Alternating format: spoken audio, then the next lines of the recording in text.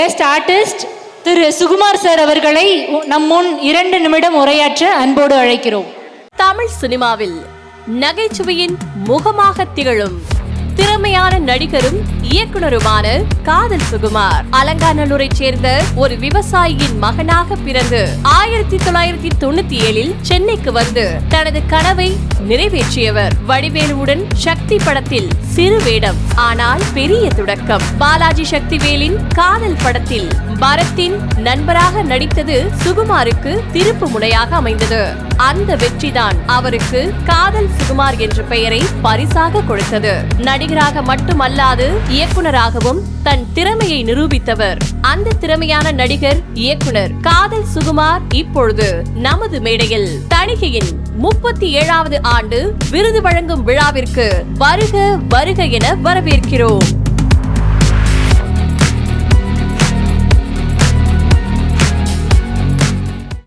அனைவருக்கும் இனிய மதிய வணக்கம். எல்லாம் நல்லா இருக்கீங்களா? நல்லா சாப்பிட்டீங்களா? நான் நிகழ்ச்சிக்கு வரும்பொழுது எல்லாம் சாப்பிட்ற பசியில் இருந்தீங்க, அதான் சாப்பிட்டீங்களான்னு கேட்டேன். ஏன்னா அதாவது ஒவ்வொரு அரிசியிலும் இறைவன் பெயரை எழுதியிருக்கான் அப்படின்னு சொல்லுவாங்க. அது நம்ம ஆரோக்கியம் வந்தப்போ ஒவ்வொரு அரிசியிலும் எழுதியிருந்தாங்க. அது அப்போது இப்போ நிறைய பேருக்கு பாதி பேருக்கு வந்து அரிசியில் பேர் எழுதுறாரு, சுகர் வந்ததுக்கப்புறம் கோதுமையில் எழுதுறாருன்னு நினைக்கிறேன். இப்போது அந்த மாதிரி ஆகிப்போச்சு. ஒரு மாபெரும் ஒரு குடும்ப விழா தணிகை உடைய 37வது வருஷம் ஒரு கம்பெனியை நடத்தி இவ்வளோ பிரம்மாண்டமாக நடத்துறது சாதாரண விஷயம் கிடையாது. அதுக்காக முதல்ல ஒரு ஹேட்ஸ் ஆஃப் சொல்லிக்கிறேன் இந்த நிறுவனத்துக்கு.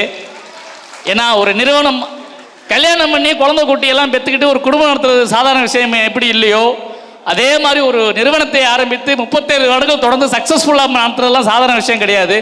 அதுக்கு உண்மையிலே வந்து மிகப்பெரிய பாராட்ட தெரிவிச்சுக்கணும். அது ஒரு முப்பெரும் விழா. இந்த மாதிரி விழாவில் கலந்துக்கிறதுக்கு ஒரு வாய்ப்பு கிடைச்சதுக்கு எனக்கு ரொம்ப பெருமையாக இருக்குது. இன்னொரு விஷயத்தையும் சொல்லணும். எப்படின்னா, இந்த நிறுவனத்துக்காக உழைச்ச நிறைய பேருக்கு விருதுகள் அப்படின்னு சொல்லி அறிவிச்சிருக்காங்க. விருதுகள் அவை எதுக்கு கொடுக்குறாங்க தெரியுமா? எல்லாரையும் கூப்பிட்டு விருதுகள் எதுக்கு கொடுக்குறாங்க தெரியுமா? சக்ஸஸ்ஃபுல்லாக ஒரு மனிதன் வந்துட்டான்னு சொன்னால் எதுக்கு வந்து கொடுக்குறாங்க அப்படின்னு சொன்னால், இதுவரைக்கும் நீங்கள் செய்த செயல் சிறப்பானது, இதுக்கப்புறமா நீங்கள் இன்னும் பெரிய செயலை செய்யணும் அப்படிங்கிறதுக்கு ஞாபகப்படுத்துறதுக்காக தான் விருது கொடுக்குறாங்க. அதை வாங்கி வீட்டில் வச்சு அழகு பார்க்கறது இல்லை. ஏன்னா இந்த மாதிரி ஒரு 2000-3000 ஷீல்டு நான் 5 வயசுலேருந்து என்னுடைய கலை பயணத்தை தொடங்கினேன். அப்போலேருந்து நிறைய ஷீல்டுகள், ஸ்டேஜ் ப்ரோக்ராம், ஒரு 5000 ஸ்டேஜ் ஷோ, அப்புறம் 250 படம் பண்ணியிருக்கேன். பண்ண படங்களில் காதல் மட்டும் இன்னும் அப்படியே இருக்குது. பெருமாண்டி, வசூல்ராஜா, பிபிஎஸ், வல்லவன், காதல் அழிவதில்லை, திருவிழாடல் ஆரம்பம், அப்படி நிறைய படங்கள் இருந்தாலும் அந்த காதல் படத்தோட அந்த காதலுக்கு பேரை ஒட்டி காதல் சுமாராக அவங்க முன்னாடி நிற்கிறேன். அதுதான் எனக்கு பெரிய விருது. இந்த மாதிரி நிறைய ஷீல்டு வச்சு நான் என்ன பண்ணேன், ஒரு வீட்டில் வாடகை வீட்டில் இருக்கும்போது இந்த சின்ன ஷீல்டு ஒரு பக்கம், பெரிய ஷீல்டு அது கூட பெரிய ஷீல்டு, நிறைய ஷீல்டு அடிக்கி ஒவ்வொரு இடத்துலையும் வச்சு அழகு பார்க்கறது. என் வீட்டில் பொண்டாட்டியே சொல்லு, எதுக்குங்க இதுக்கே தனியாக ஒரு லட்சம் செலவாகுது இந்த ரேக் அடிக்கிறதுக்கே அப்படின்னு சொல்லி. ஒரு நாள் ஒரு வீட்டில் வந்து சாலிகிராமத்தில் போகும்போது நல்ல அரேஞ்ச்மெண்ட்ஸ்லாம் பண்ணி பெரிய ஷீல்டெல்லாம் வச்சு எல்லாம் அப்படி உட்காந்து ஷூட்டிங் இல்லாதப்போ படம் பார்த்துட்டு இருப்பேன். மேல் ஃப்ளாட்லேருந்து ஒருத்தர் கீழே வந்து அப்படி பார்ப்பாரு, என்னையை பார்ப்பாரு, ஷீல்டெல்லாம் பார்ப்பாரு, போயிடுவார். 2-3 வாட்டி இப்படி பண்ணார். ஒரு வாட்டி கூப்பிட்டு கேட்டேன், எதுயா என்னை வந்து பார்த்துட்டு போகிறீங்க, ஷீல்டெல்லாம் பார்க்குறீங்க எதுக்கு? தம்பி நான் ஒன்று கேட்கலாமா அப்படின்னாரு. என்ன அப்படின்னு? நீங்கள் ஷீல்டு செய்கிறவரான்னு கேட்டார் என்னைய. எனக்கு எப்படி இருக்குங்க, அப்போ மொத்த ஷீல்டு என்னை பார்த்து சிரிக்கிற மாதிரியே இருந்தது. அதாவது நம்ம தெரியும் அப்படின்னு நினைக்கிறது வேற, அவளை தாண்டி நிறைய விஷயங்கள் இருக்கு. ஏன்னா அவர் வந்து பேங்க்லேயே வேலை செஞ்சு ரிட்டர்ன் ஆனவர் போல இருக்கு, படமே பார்க்க மாட்டார் போல. கடைசியாக என்ன படம் பார்த்தீங்களான்னு கேட்டேன். நான் குலே பகவாலி பார்த்தேன் அப்படின்னாரு. சூப்பர் அப்படின்ட்டேன். ஸோ அந்த மாதிரி நிறைய விஷயங்கள் இருக்குது. ஸோ விருது என்பது நீங்கள் செய்ய போகும் செயலுக்காகவும் செய்த செயலுக்காகவும் பாராட்டி கொடுக்குற அந்த விருதை இந்த முப்பெரும் விழாவில் நீங்கள் வாங்க போகிறவங்க எல்லாத்துக்குமே என் சார்பாக அவங்களுக்கெல்லாம் வாழ்த்துக்களை சொல்லிக்கிறேன். அதே நேரத்தில் இன்று இந்த முப்பெரும் விழாவில் ஒரு புதுமனை ஆரம்பிக்க போகிறாங்க, தணிகை ரியல் எஸ்டேட்ஸ். அதுக்கப்புறம் வந்து 37வது வருஷம். இன்னொரு முக்கியமான விஷயம் என்னென்னா, எம்டி மணி அவர்களுடைய பிறந்தநாள் விழா மிக சிறப்பாக இங்கே நடந்துட்டு இருக்குது.